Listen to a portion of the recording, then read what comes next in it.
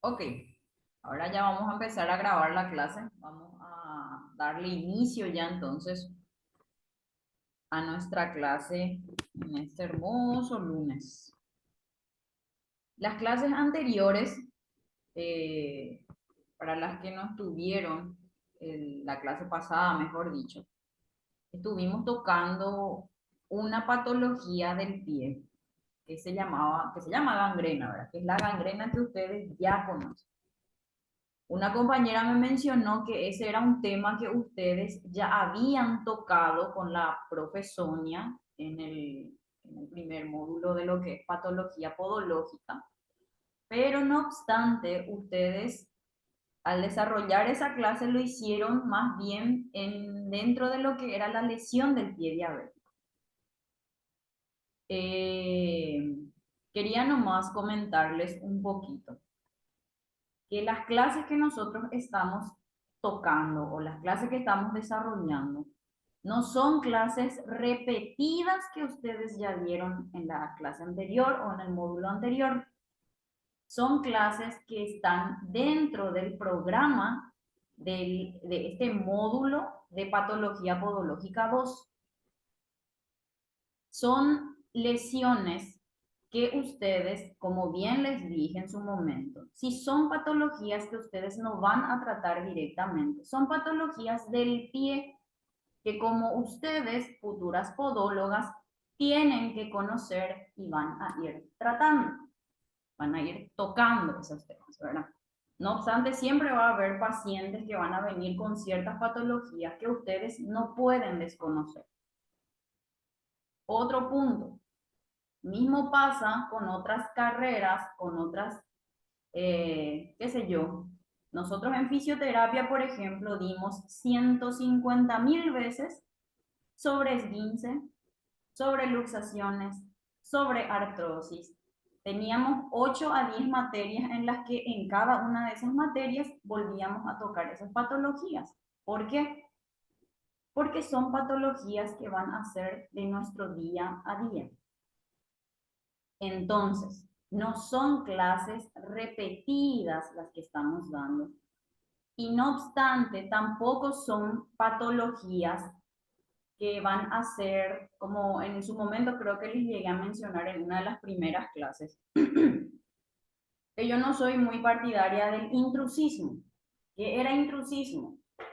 Que yo, que no soy cirujana, no les voy a estar mostrando cómo van a operar en una patología del pie, por ejemplo, ¿verdad? Tampoco les voy a enseñar cómo tratar ciertos esguinces, por ejemplo, porque eso no es un tratamiento que le compete a la podología, sino a la fisioterapia.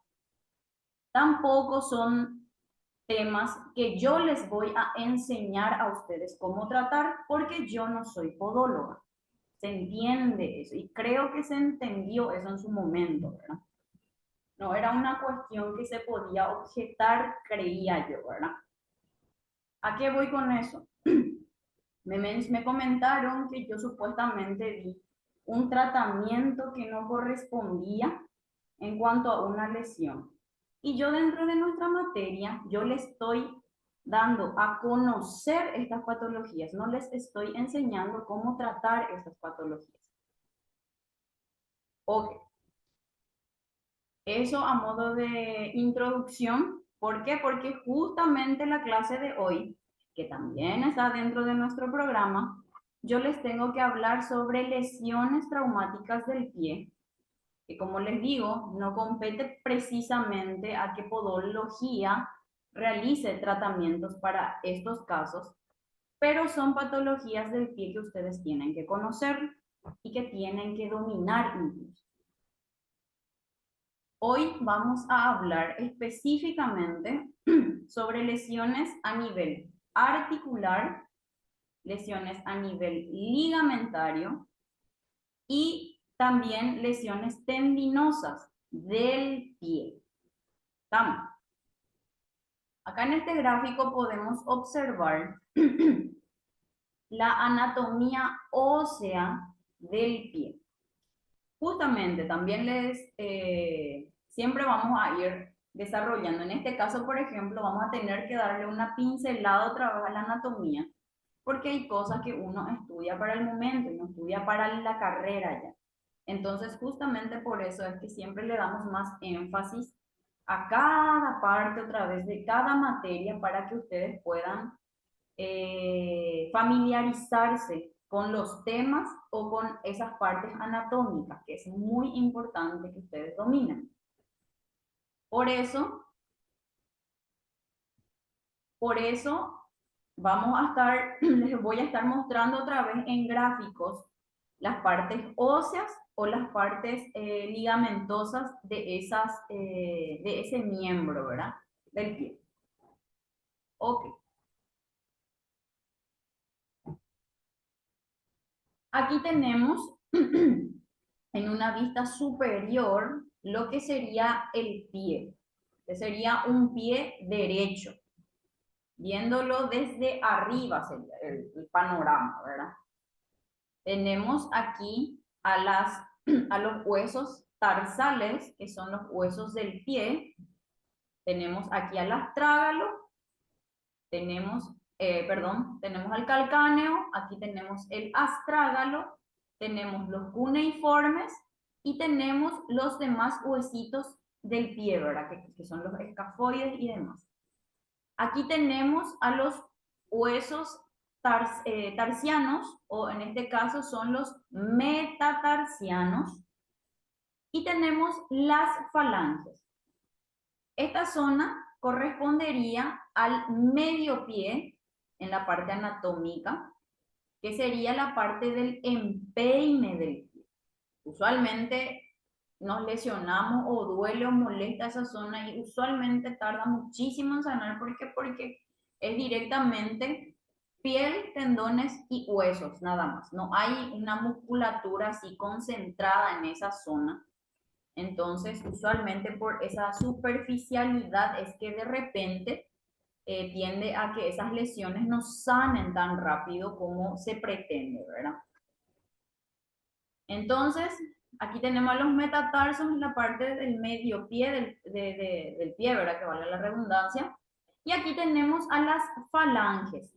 Así como tenemos falanges en los dedos, también tenemos en los pies. En el primer dedo, que sería el dedo gordo, solamente tenemos dos falanges. A partir del segundo al quinto dedo, sí ya tenemos tres falanges. ¿Estamos?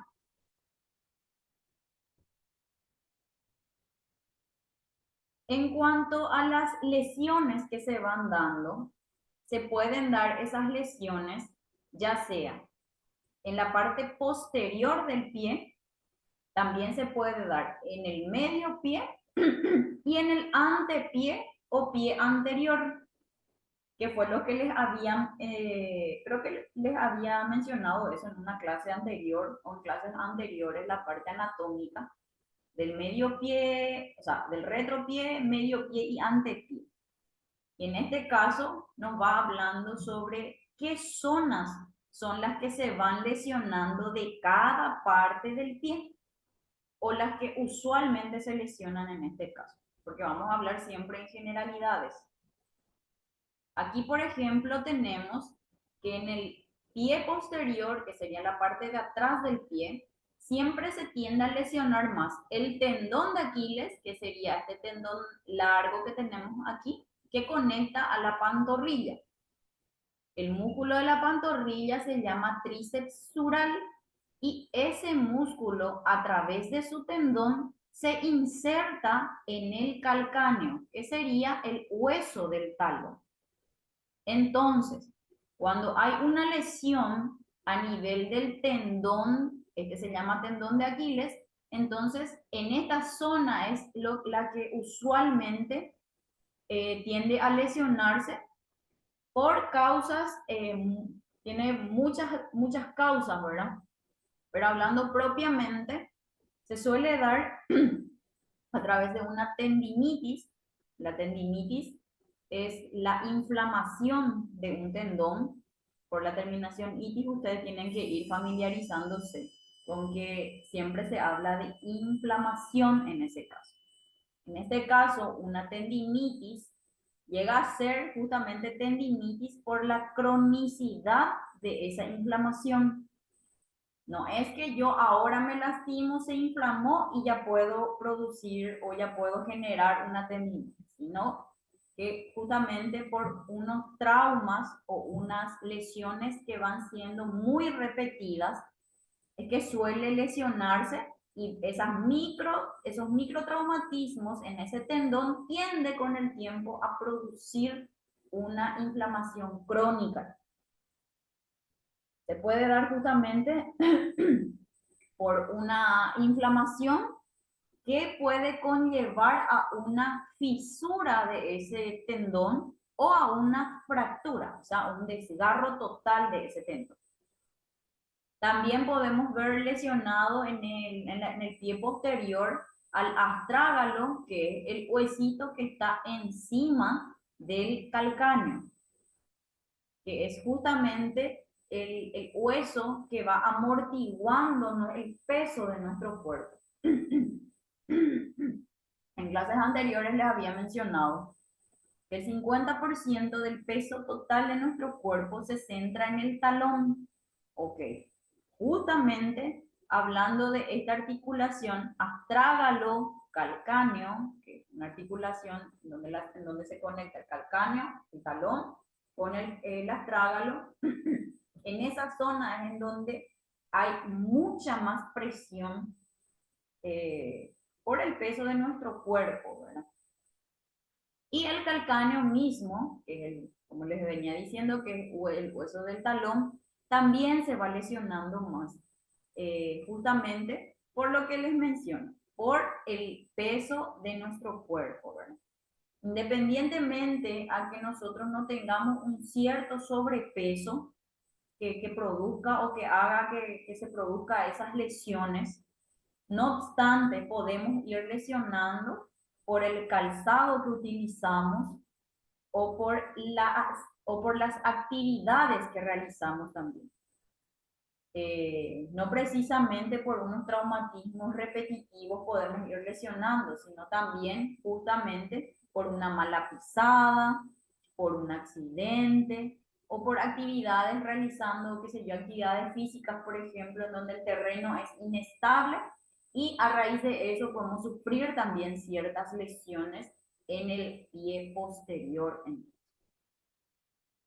Cuando hablamos del pie medio o medio pie, podemos hablar de lesiones a nivel del escafoides, que es uno de los huesitos que tenemos en esta zona. También hablamos de uno de los tres cuneiformes, porque tenemos primer cuneiforme, segundo cuneiforme y tercer cuneiforme.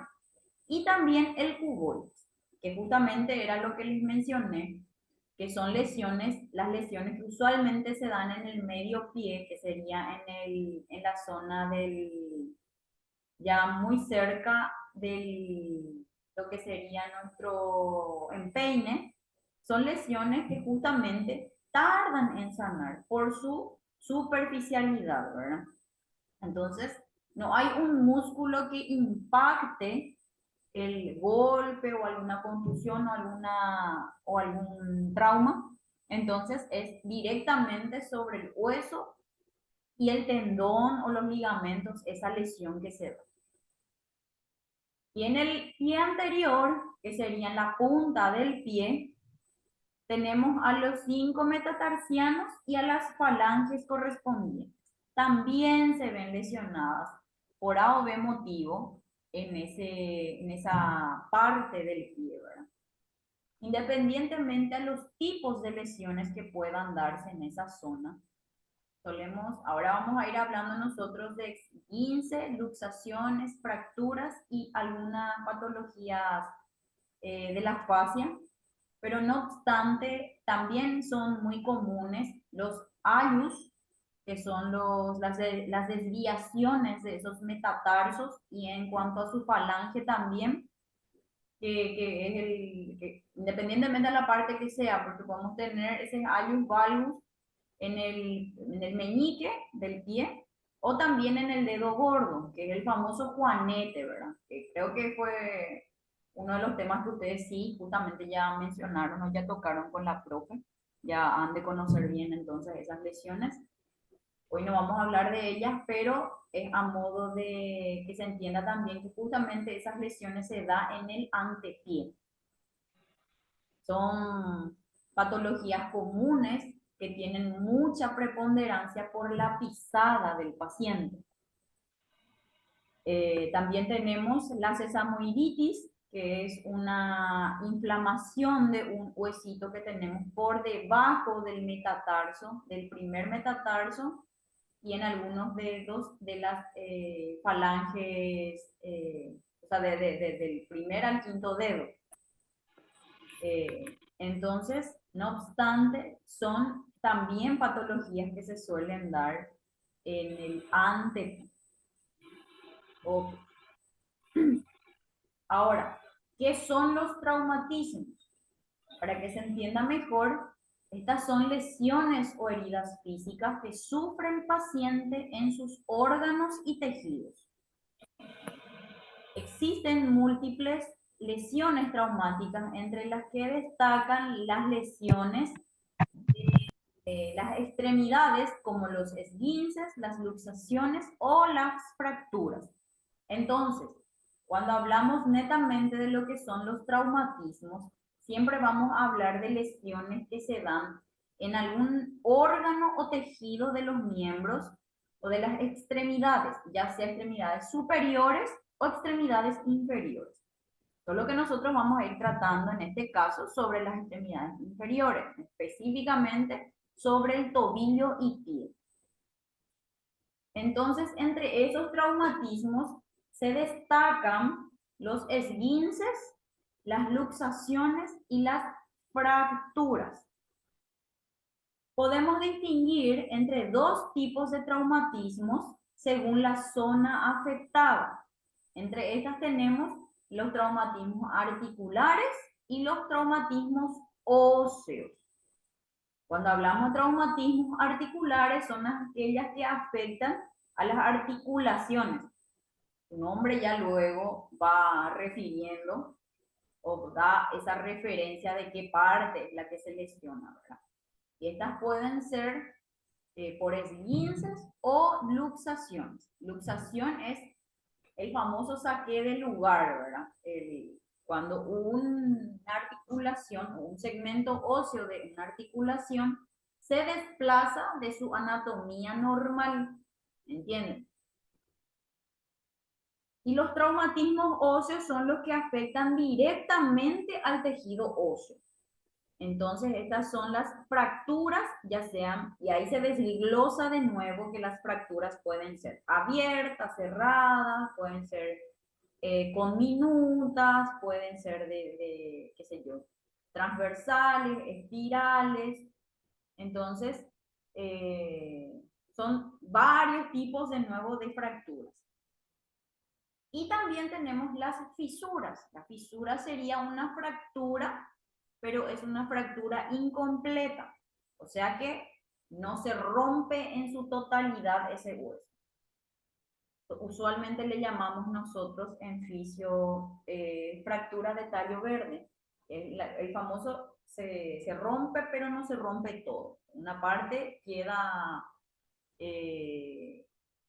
unida, o sea, ese segmento queda fijo, pero solamente una partecita se rompe. Ok. Hasta ahí me están siguiendo. ¿Hay alguna pregunta hasta acá? ¿O alguna acotación? Profe, y en estos casos nosotros, ¿cómo detectamos el traumatismo?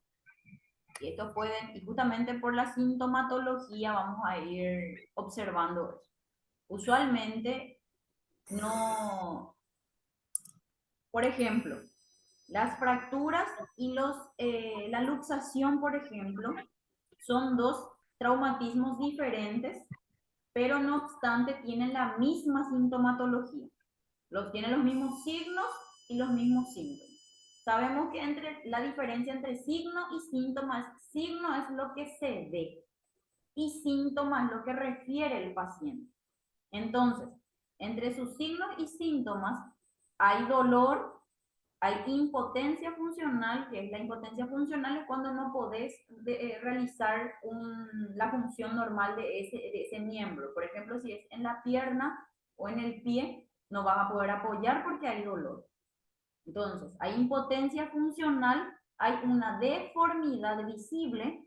Entonces, qué sé yo, si esta es una articulación normal, una vista normal, cuando hay una luxación, hay una fractura, hay una inflamación muy demandante, entonces, que al observar vos podés ya determinar que hay una lesión allí, ¿verdad?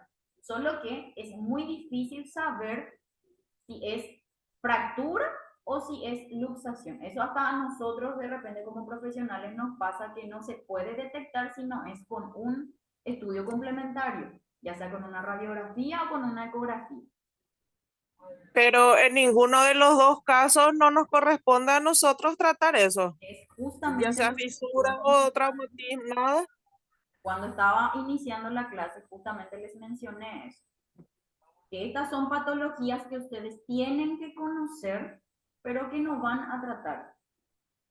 Como que nosotros, qué sé yo, hablemos 100.000 veces sobre cirugías de, justamente, de ciertas fracturas, pero nosotros como oficio yo no voy a tratar esa fractura, no voy a operarle al paciente, pero yo tengo que conocer porque posterior a eso es mi tratamiento.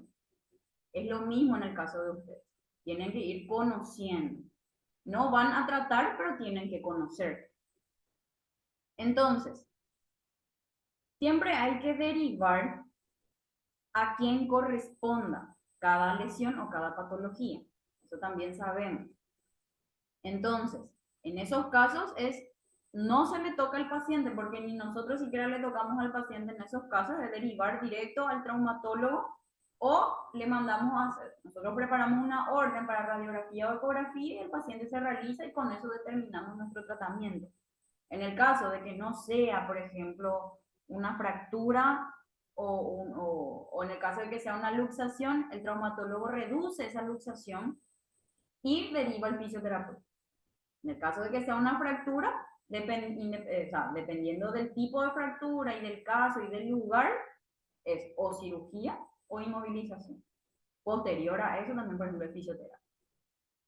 Por ejemplo, en cuanto a la clasificación, un ratito. En cuanto a la clasificación de estos traumatismos, tenemos un mecanismo de producción y su estructura involucrada. La estructura involucrada fue lo que les mencioné antes, que puede ser en la parte posterior del pie, puede ser en el medio pie o puede ser en el antepié. Y en el mecanismo de producción, estas son, determina cómo fue que sucedió, ¿verdad? ¿Cómo fue que se llegó a esa lesión o a ese trauma? Ahí puede ser de manera indirecta, de manera directa o por estrés repetitivo. De manera indirecta puede ser, por ejemplo, qué sé yo, justamente por un desgaste óseo, te tropezaste y ya te fracturaste, por ejemplo. ¿Por qué? Porque hay pacientes que tienen, por ejemplo, su densidad ósea es mucho menor que o sea, que la de una persona sana, por ejemplo, los pacientes con osteoporosis. Entonces, sus huesos son mucho más frágiles y con el simple hecho de haberse tropezado, por ejemplo, ya pueden fracturarse. Esto puede ser una fractura indirecta. Esto en el caso de fracturas, ¿verdad? Por mecanismos directos o indirectos en estos casos. De manera directa, por ejemplo, por algún accidente que le lleva a una fractura en este caso.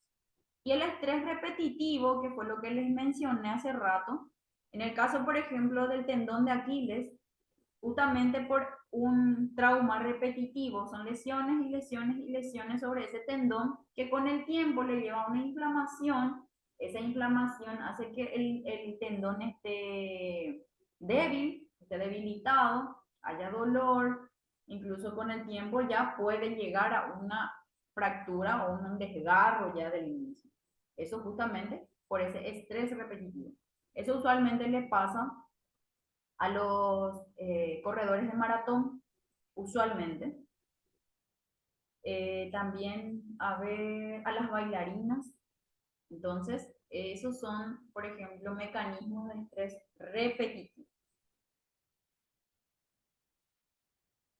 Ahora vamos a hablar un poquito, eso era todo lo que le englobaba al traumatismo. Ahora, entre los traumatismos que dijimos que íbamos a hablar está la luxación, la fractura y el esguince. Y en este caso vamos a hablar de una de las luxaciones más comunes que se da a nivel subastragalino.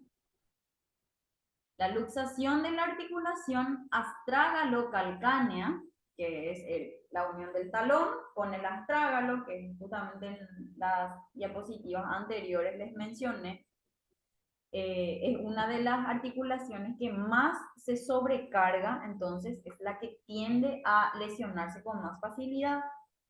Y la astrágalo-navicular.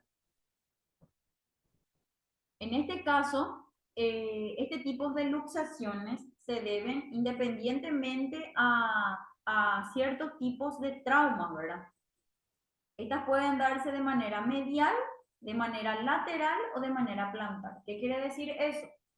Que el pie en sí, o sea, esa luxación, ¿no? Ese desplazamiento se puede dar de manera medial, que sobresale, de manera lateral, o sea, lateral, o de manera plantar. En cuanto a su diagnóstico o sintomatología, hay dolor localizado, hay una deformidad así visible, el pie está acortado, dependiendo de por una posición equina, ¿verdad?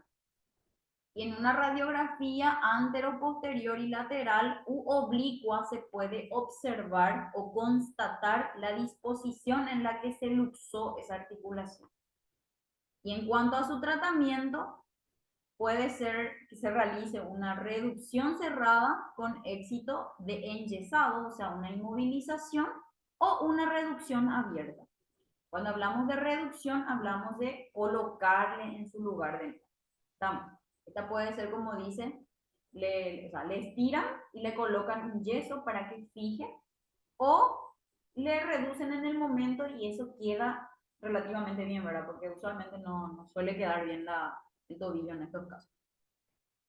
Y esta es el gráfico en el que se va determinando, ¿verdad? Ese signo de luxación. Se observa de este modo. Entonces, hay es visiblemente notable, ¿verdad? Que hay una alteración en esa articulación. Lo que sí no podemos determinar a simple vista es si es una luxación o si es una fractura. En este caso, por ejemplo, sí era una luxación, ¿verdad? Eso ya evidentemente se determinó a través de una radiografía. En estos casos, por ejemplo, se realiza justamente la reducción dependiendo de la gravedad de esa lesión. Usualmente cuando, en este caso, por ejemplo, es incompleta la luxación, entonces no salió todo. Ese tiene un desplazamiento lateral, por ejemplo, no sale completamente de su estructura, o sea que salió un chiquitito, ¿verdad? Era esta la disposición, bueno, salió un chiquitito, no salió completamente. En ese caso, por ejemplo, se hace una reducción, le tiran, le colocan de nuevo en el lugar y ya queda relativamente.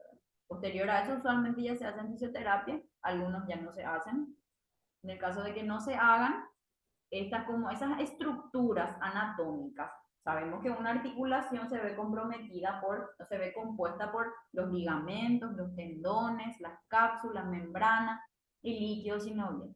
Entonces, cuando hay un desplazamiento, ya sea completo o incompleto, se ven alteradas esas estructuras también.